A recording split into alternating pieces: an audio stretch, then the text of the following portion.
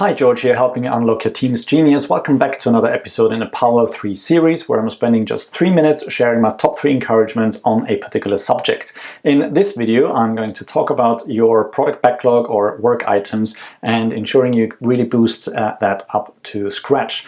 And with that, let's put 3 minutes on the clock.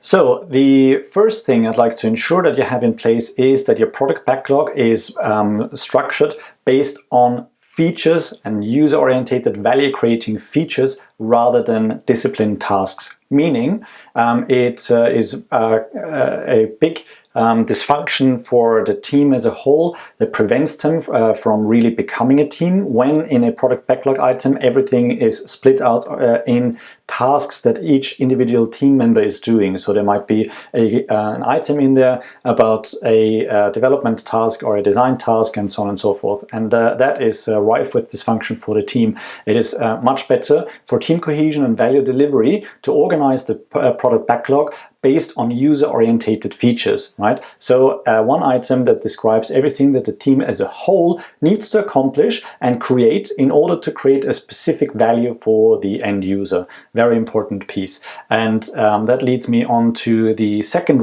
one. When it comes to your product backlog, the items in the product backlog should be in alignment with the invest criteria.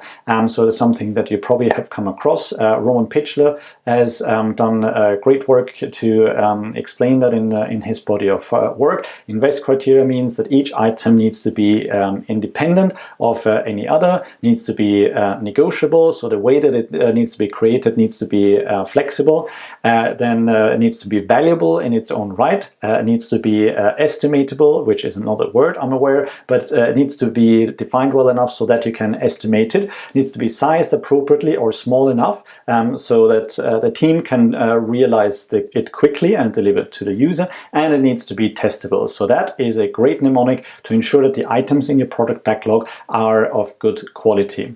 Then, last but certainly not least, is that you refine the product backlog together as a team.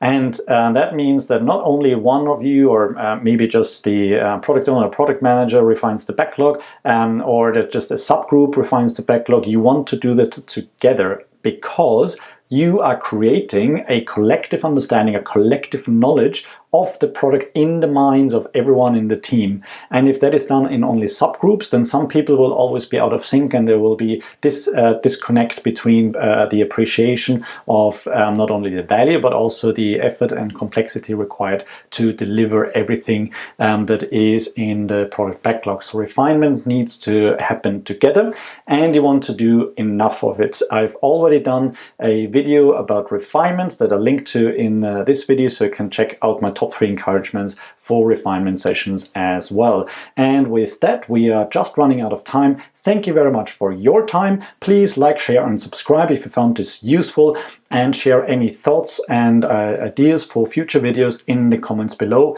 Thank you very much, and until next time, goodbye.